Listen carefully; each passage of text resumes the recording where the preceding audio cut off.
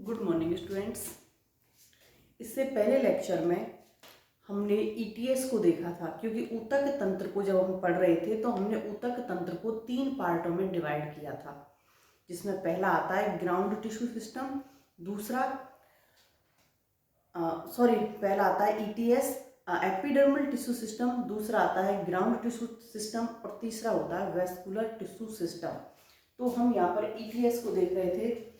तो ईटीएस में पहली एपिडर्मल जो सेल्स होती हैं, जिसे हम एपिडर्मिस कह रहे थे, उसकी स्टडी की थी। उसके बाद में स्टोमेटा को देखा था।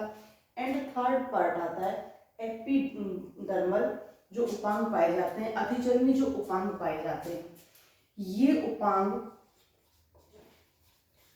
अधिचर्म से या बोले एपिडर्मिस से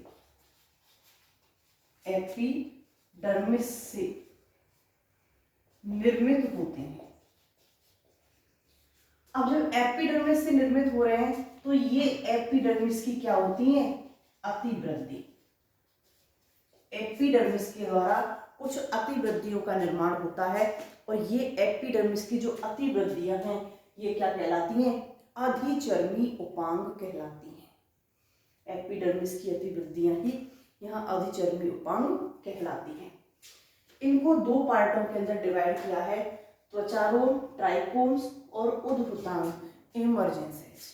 2 पार्टों के अंदर इसको डिवाइड किया गया है। जो त्वचारोम होते हैं, ये त्वचारोम नॉर्मल सी बात है, रोम है तो हेयर लाइक संरचनाएं होंगी, छोटी संरचनाएं होंगी। तो इनको वापस से 3 पार्ट में डिवाइड किया गया है। मूल रोम, जिनको क्या बोलते हैं हम? Root hair. Second shoot hair and third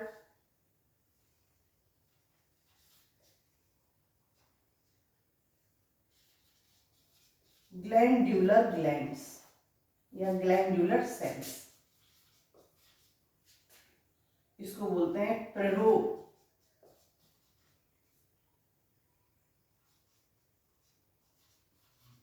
त्वचीय रोम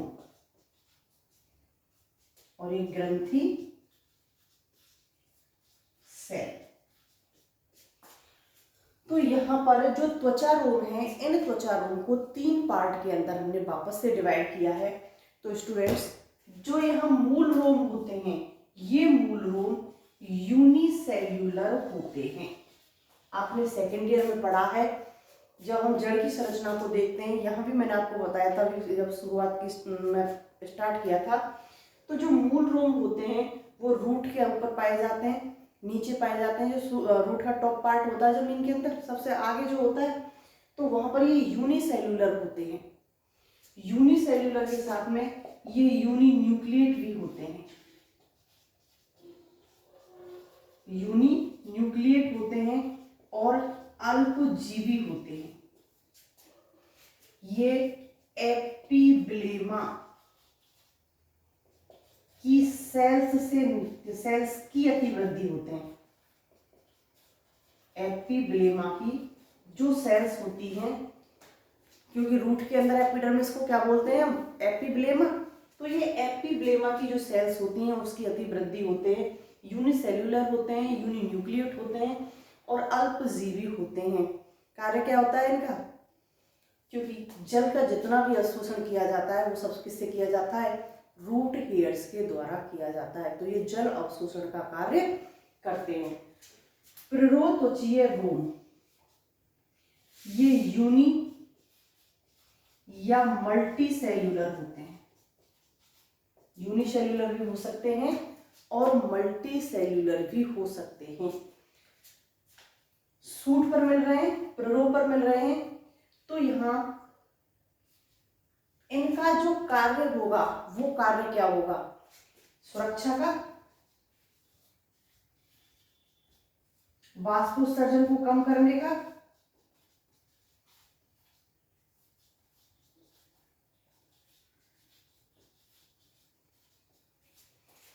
क्योंकि जो सूट के ऊपर जो रोम पाए जाते हैं, यहाँ पाए जाने वाले जो रोम होते हैं मेनली जो एपिडर्मिस के ऊपर, जो सूट के ऊपर रोम पाए जाते हैं, पहला इनका कार्य होता है, अगर लीफ के ऊपर हैं तो ये वाष्पोत्सर्जन को कम कर रहे हैं।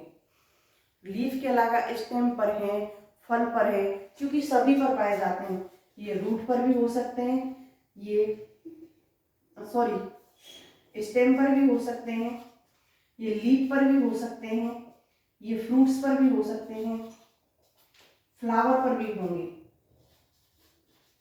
फ्लावर की जायांग और पुमंग, जायांग और पुमंग किसी के ऊपर भी ये हो सकते हैं।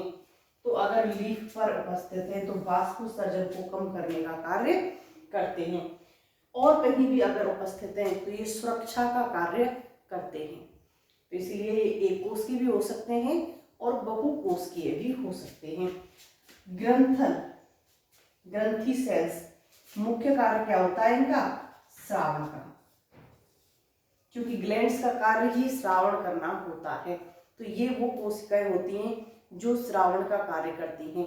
जैसे कीटहारी पादपों में, कीटहारी पादपों में अगर हम बात करें तो कीटाहारी जो प्लांट्स होते हैं उनके अंदर पाचक ग्लैंड्स पाई जाती हैं। तो वहां किसका कार्य करेंगी?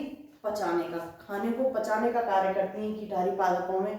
इन्हीं को अगर हम देखें ऑयल ग्लैंड्स, रेजिन, ये सभी क्या होते हैं? एपिडर्मिस पर भी उपस्थित हो सकते हैं और अंदर भी उपस्थित हो सकते हैं। इंटरनल और एक्सटर्नल दोनों तरह से उपस्थित हो सकते हैं। तो ये किसका कार्य करते हैं? ये श्रावण का कार्य करते हैं। तो यहाँ पर जो एपिडर्मिस के ऊपर जो उपांग पाए जाते हैं, आधिचर्मी उपांग, वो मूल रोम, सूट हेयर और ग्रैंड्युलर सेल्स होती हैं, जो अपने भिन्न भिन्न कार्यों को संपन्न करते हैं। नेक्स्ट, उद्भुतांग, ये मेनली सुरक्षा का कार्य करते हैं, मुख्यतः सुरक्षा का कार्य करते हैं। जैसे देखो, गुलाब के अंदर कांटे होते हैं,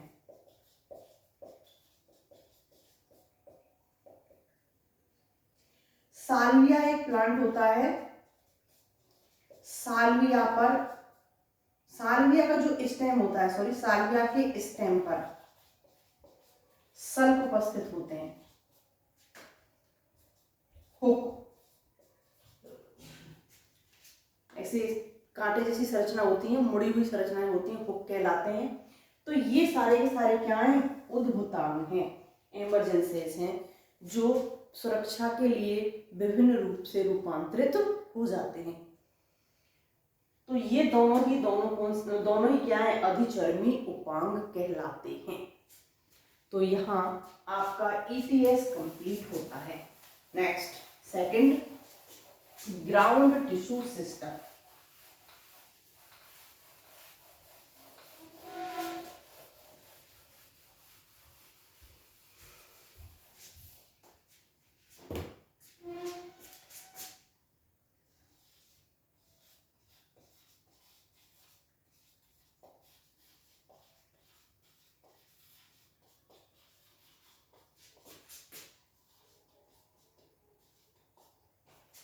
ग्राउंड टिश्यू सिस्टम की अगर हम बात करते हैं स्टूडेंट्स, तो यहां पर जो एपिडर्मिस के नीचे,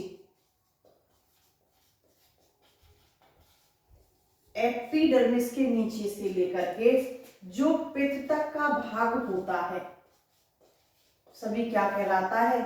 GTS कहलाता है, ग्राउंड टिश्यू सिस्टम कहलाता है। एपिडर्मिस के नीचे से और पित्त तक का पार्ट GTS कहलाता है, लेकिन इसमें वेस्कुलर बंडल्स नहीं होते। जाइलम और फिलोएम को छोड़ करके जितना भी पार्ट होता है सभी क्या कहलाता है? GTS कहलाता है। यहाँ जो GTS होता है वो दो प्रकार का होता है, एक तो एक्स्ट्रा स्टीलर और दूसरा होता है इंट्रा स्टीलर GTS। तो यहां इस ग्राउंड टिश्यू को दो पार्ट के अंदर डिवाइड किया है। एक्स्ट्रा स्टीलर जीटीएस और इंट्रा स्टीलर जीटीएस। स्टीलर का मतलब होता है स्टील से।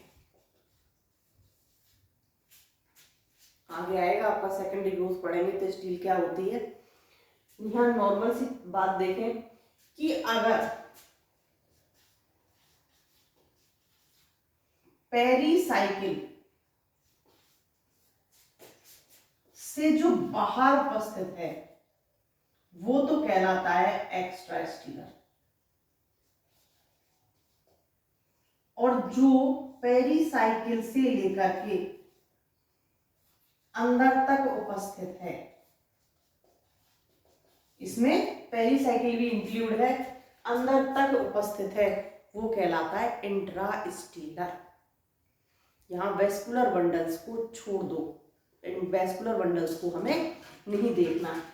तो जो पेरिसाइकिल से बाहर की तरफ उपस्थित है, बाहर की तरफ कहाँ, एपिडर्मिस से नीचे, एपिडर्मिस से नीचे, और पेरिसाइकिल से ऊपर का जो क्षेत्र होता है वो कहलाता है एक्स्ट्रा स्टीलर जीटीएस। तो ये कौन सा होता है, कॉर्टेक्स। ये क्षेत्र क्या कहलाता है, कॉर्टेक्स। और यहां नीचे कौन कौन से क्षेत्र होते हैं, तो पहला आता है पेरिसाइकिल, दूसरा पित्त और पित्त रेज। यहां इस कॉर्टेक्स को 3 पार्ट के अंदर डिवाइड किया गया है। पहली hypodermis, second middle cortex,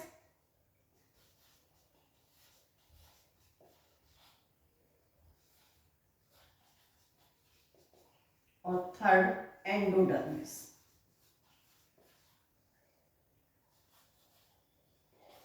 endodermis. तो यहाँ पर कॉर्टेक्स को हमने 3 भागों के अंदर डिवाइड कर दिया, हाइपोडर्मिस, मिडिल कॉर्टेक्स और एंडोडर्मिस। तो ये पूरी की पूरा जो है 3, ये और ये सारी चीज मिलकर के क्या कहलाती हैं, जीटीएस कहलाती हैं। तो 1 बाय 1 देखते हैं हम। फर्स्ट देखते हैं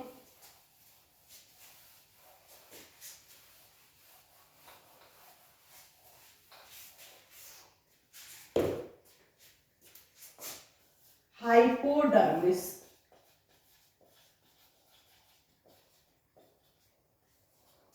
क्योंकि जीटीएस की हम कॉर्टेक्स की अगर नॉर्मल बात करें स्टूडेंट, तो कॉर्टेक्स एपिडर्मिस के नीचे से उपस्थित है, एपिडर्मिस के नीचे उपस्थित है।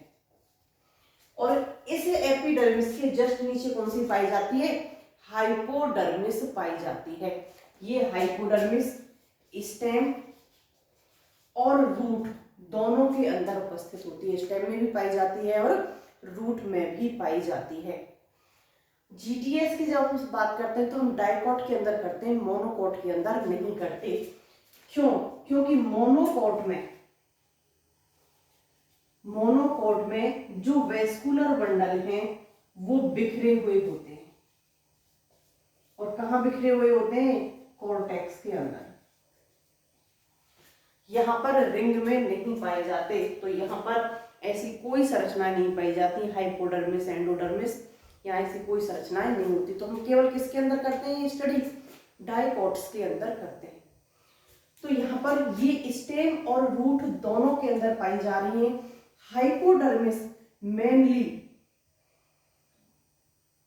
3 से 4 परतीय होती है, 3 से 4 परतीय होती है, और ये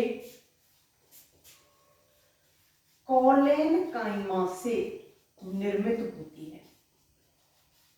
यहां इसका निर्माण कोलेनकाइमा से होता है। तो स्टूडेंट्स, आपने जब कोलेनकाइमा पढ़ा था तो आपको पता होना चाहिए कि कोलेनकाइमा के अंदर स्थूल कोण ऊतक के अंदर इतनी कैपेसिटी होती है कि ये प्लांट को फ्लेक्सिबल कर देता है। तो स्टेम में कोलेनकाइमा का होना जरूरी है, जिससे स्टेम कैसा हो जाए, फ्लेक्सिबल हो जाए, बाह्य आघातों से अपने आप को बचा के रख सके, सुरक्षित रख सके। कभी कभी यहाँ कोलेनकाइमा की जगह स्क्लेरेनकाइमा भी मिल जाता है, ऋण ऊतक भी मिल जाता है। प्राय कोलेनकाइमा ही पाया जाता है, कभी कभी यहाँ पर स्क्लेरेनकाइमा भी मिल जाता है। 3 से 4 परतें होती हैं। यहाँ हाइपोडर्मिस में हरित ऊतक भी उपस्थित होता है। हरित ऊतक, या फिर कहें कि इसकी जो सेल्स होती हैं उनमें क्लोरोप्लास्ट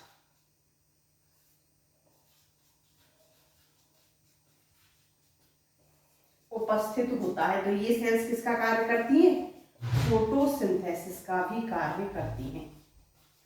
तो यहाँ पर हाइपोडर्मिस की सेल्स के द्वारा फोटोसिंथेसिस का भी कार्य किया जाता है, क्योंकि यहाँ पर कभी कभी कुछ सेल्स के अंदर जो हरित ऊतक मिलता है वो यह प्रकाश संश्लेषण का भी कार्य करता है। कोलेनकाइमा यहाँ यांत्रिक कार्य करेगा और ये 3 से 4 परतें पाई जाती है। इसके अलावा अगर हम बात करें इसकी जैसे कार्यों की अगर बात करते हैं तो पहला तो यांत्रिक कार्य कर ही रहा है, यांत्रिक सपोर्ट कर रहा है। अगर यहाँ पर हरित ऊतक उपस्थित है तो यहाँ फोटोसिंथेसिस का कार्य कर रहा है। जो जलीय प्लांट होते हैं, जलीय जो प्लांट होते हैं, जलीय प्लांट्स में यहाँ ये उत्प्लावन बल का कार्य करता है। उत्प्लावन बल का कार्य करता है, क्योंकि जलीय प्लांट्स में जो कोलेनकाइमा पाया जाता है वहां बड़ी बड़ी रिक्तिकाओं युक्त होता है, पढ़ा है आप लोगों ने पहले। तो यहाँ पर ये उत्प्लावन बल प्रदान करने का कार्य करता है। तो यहाँ कोलेनकाइमा स्टेम के अंदर अगर रूट के अंदर प्रेजेंट है तो यहाँ इसके अंदर फ्लेक्सिबिलिटी भी आएगी और विभिन्न कार्यों को एडेप्टेशन के अकॉर्डिंग करेगा। क्योंकि जल में है तो उत्प्लावन बल का कार्य करेगा, और अगर स्थल पर है और उसके अंदर क्लोरोप्लास्ट प्रेजेंट है तो प्रकाश संश्लेषण का कार्य करेगा, और यांत्रिक कार्य तो ये करता ही है। और जहाँ स्क्लेरेनकाइमा पाया जाता है वहाँ बहुत ज्यादा हार्डनेस भी आ जाती है। नेक्स्ट बात करते हैं हम cortex, middle cortex.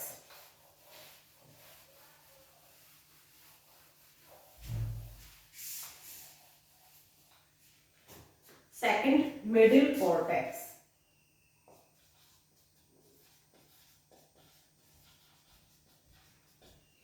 Hypodermis epidermis के जस्ट नीचे प्रेजेंट था। मिडिल कॉर्टेक्स हाइपोडर्मिस के नीचे और एंडोडर्मिस के ऊपर उपस्थित होती है। तो ये कहां प्रेजेंट होगी? हाइपोडर्मिस व एंडोडर्मिस के मध्य। हाइपोडर्मिस और एंडोडर्मिस के मध्य में मिडिल कॉर्टेक्स प्रेजेंट होती है। मिडिल कॉर्टेक्स बहुपर्तीय होती है। मिडिल कॉर्टेक्स बहुपर्तीय होती है। सेल्स जो होती हैं वो पेरेनकाइमेटस होती हैं। सेल्स पेरेनकाइमेटस होती हैं, मृदुतकीय होती हैं, और इनके बीच में अंतरकोशिकीय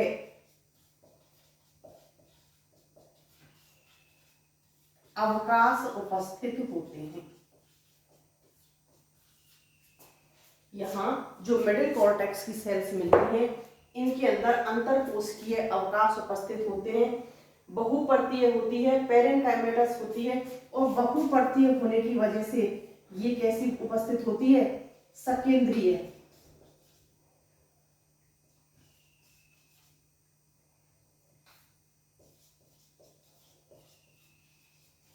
सकेंद्रीय रूप से या परतों के रूप में ये उपस्थित होती है।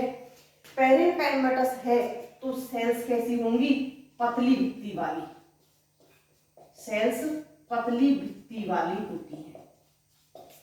देखिए स्टूडेंट्स, पेरेनकाइमेटस है, सेल्स पतली भित्ति वाली है। आपने जब मैंने आपको विभिन्न प्रकार के ग्रंथल टिश्यू को पढ़ाया था तो उसमें बताया था कि यहाँ पर जो ग्रंथल टिश्यू होता है, एक्सटर्नल की बात करें तो एपिडर्मिस में पहुंच जाता है, और इंटरनल की अगर हम बात करें तो वो एक कॉर्टेक्स पार्ट ही होता है जहां पर ग्रंथल जो ऊतक है वो बिखरा हुआ पाया जाता है। तो इसकी सेल्स के अंदर, कॉर्टेक्स के अंदर रेजिन डक्ट या सेल्स, टेनिन, मंड, गोंद, राल, जितने भी पदार्थ हैं, जितने भी ये फालतू के पदार्थ हैं, सभी कहाँ मिलते हैं? यहां मिडिल कॉर्टेक्स की सेल्स में, मिडिल कॉर्टेक्स की सेल्स में उपस्थित होते हैं। या तो सेल्स में उपस्थित होंगे या सेल्स के बाहर उपस्थित होंगे, कैविटी बन जाती है, अभी बताती हूँ आपको। तो यहाँ पर ये जितनी भी चीजें हैं जो कोशिका के यूज की नहीं है, जिनको कोशिका या तो इडियोब्लास्ट के अंदर रख देगी और या फिर इनको कोशिका अपने से बाहर निकाल के रख देगी, जो यहाँ पर डक्ट जो बन जाती हैं, डक्ट्स के जरिए ये आगे की तरफ प्रवाहित हो जाते हैं। तो ये सारी की सारी चीजें कहाँ मिलेंगी हमको? मिडिल कॉर्टेक्स में मिलती हैं। इसके अलावा मिडिल कॉर्टेक्स में 3 से 4 परत, ऊपर वाली हाइपोडर्मिस के जस्ट नीचे 3 से 4 परत ऐसी पाई जाती हैं जिसमें हरित ऊतक होता है। और हरित ऊतक उपस्थित है तो किसका कार्य करेगा? फोटोसिंथेसिस का। तो यहाँ पर मिडिल कॉर्टेक्स में हरित ऊतक पाए जाने की वजह से ये फोटोसिंथेसिस का भी कार्य करती हैं। लीफ के अंदर, ये तो है स्टेम के अंदर, लीफ के अंदर क्या होगा? लीफ के अंदर यहाँ मीजोफिल होता है और ये मीजोफिल किसका कार्य करता है? प्रकाश संश्लेषण का कार्य करता है। यहाँ पर फोटोसिंथेसिस का कार्य यहाँ मीजोफिल के द्वारा किया जाता है। रूट, तो रूट कभी भी प्रकाश संश्लेषण नहीं करती, कुछ अपवाद को छोड़ करके। तो यहाँ पर रूट के अंदर भी मिडिल कॉर्टेक्स मिलेगा, लेकिन यहाँ हरित ऊतक नहीं होता है। तो रूट में हरित ऊतक एब्सेंट होता है। बाकी यहाँ पर मिडिल कॉर्टेक्स भी बहुत बहुस्तरीय मिलेगा, मोटी परत मिलेगी, लेकिन यहाँ हरित ऊतक नहीं मिलता है। तो यहाँ जितनी भी जो कार्य संपन्न हो रहे हैं, संचय का भी कार्य होता है, वो भी यहाँ मिडिल कॉर्टेक्स के द्वारा किया जाता है। प्रकाश संश्लेषण का भी कार्य मिडिल कॉर्टेक्स के द्वारा किया जाता है। और यहाँ एक काम और होता है कि अगर यहाँ पर ये सारी चीजों का संचय होता है तो स्टूडेंट्स यहाँ पर कैविटीज का निर्माण होता है। यहाँ पर कैविटी बनती हैं और ये कैविटी 2 प्रकार की होती हैं। एक तो होती है लय जात और दूसरी होती है व्युत्पत्ति जात। लय जात और व्युत्पत्ति जात 2 प्रकार की यहाँ पर कैविटी बनती हैं। मान लिया ये कोशिकाएं हैं, इन कोशिकाओं में से बीच की कुछ कोशिकाएं क्या हो गई? बीच की कुछ कोशिकाएं का लाइसिस हो गया, लयन हो गया, ये खत्म हो गई।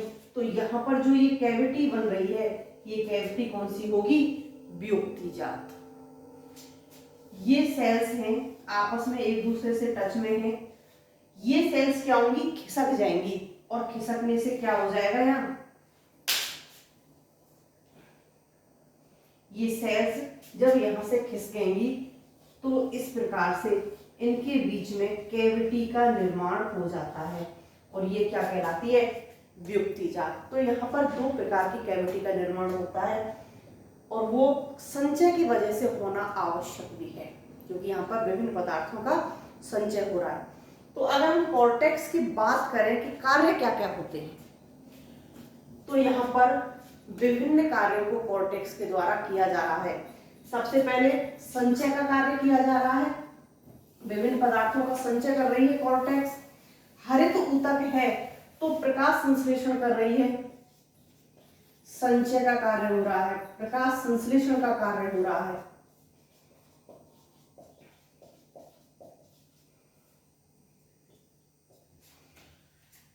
जब हम रूट से लेकर के जाइलम तक बात करते हैं जल संवहन की, तो यहाँ पर संवहन का कार्य भी होता है, क्योंकि रूट हेयर्स एपिब्लेमा में, वहां से जल का अवशोषण होगा, खनिज लवणों का अवशोषण होगा, वहां से कॉलन काइमा से होते हुए, हाइपोडर्मिस से होते हुए कॉर्टेक्स, कॉर्टेक्स से एंडोडर्मिस तक यहाँ पर पानी का संवहन, और लास्ट जाइलम तक यहाँ पर पानी का संवहन इनके द्वारा होता है।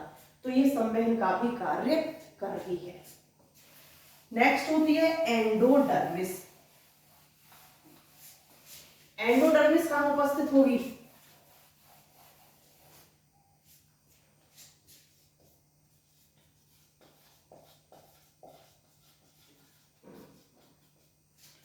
मिडिल कॉर्टेक्स और पेरीसाइकिल के बीच।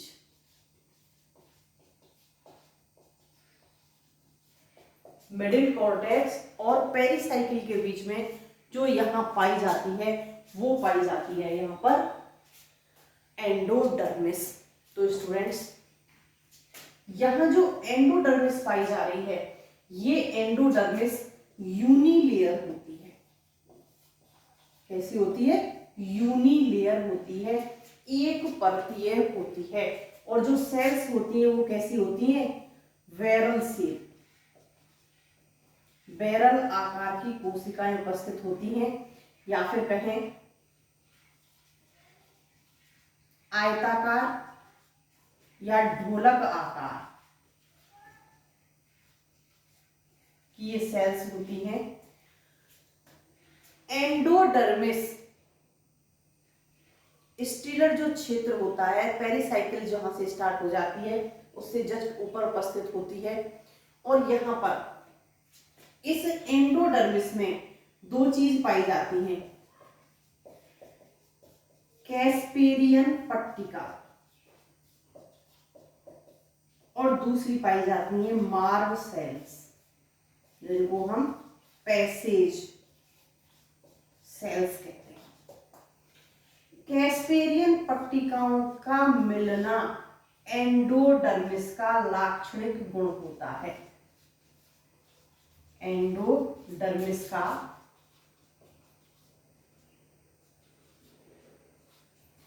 ये लाक्षणिक गुण है, क्योंकि कैस्पेरियन पट्टिकाएं ओनली एंडोडर्मिस में ही प्रेजेंट होंगी। तो ये कंडीशन पाती है रूट के अंदर। क्यों? बताती हूं अभी। यहां तने के अंदर इस प्रकार की अवस्था नहीं पाई जाती, केवल रूट के अंदर ही यहां पर एंडोडर्मिस प्रेजेंट होती है।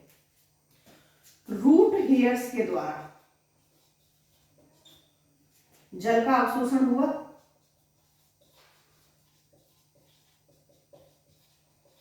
यहां से कहां पहुंचेगा? ये कॉर्टेक्स में।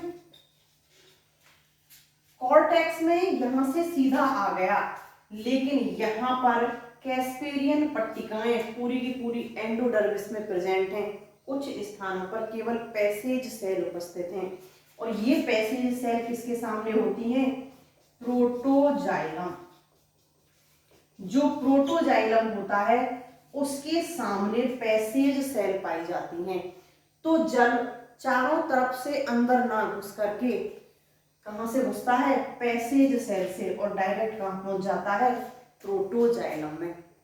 अगर चारों तरफ से अंदर एंट्री करता तो यहां पर जाइलम तक पहुंचना पूरे जल का मुश्किल हो जाता। तो इसीलिए पूरा की पूरा जल प्रोटोजाइलम में सीधा पैसेज सेल के द्वारा पहुंच जाता है। प्रोटोजाइलम के जस्ट ऊपर पैसेज सेल उपस्थित होती हैं। तो ये कैस्पेरियन पट्टिकाएं जल संवहन में महत्वपूर्ण भूमिका निभाती हैं, और जो सिर्फ कहां पाई जाती हैं? एंडोडर्मिस में ही पाई जाती हैं। तो ये होगा आपका extra stealer ground tissue, and next intra stealer ground tissue. तो देखिए नेक्स्ट वीडियो।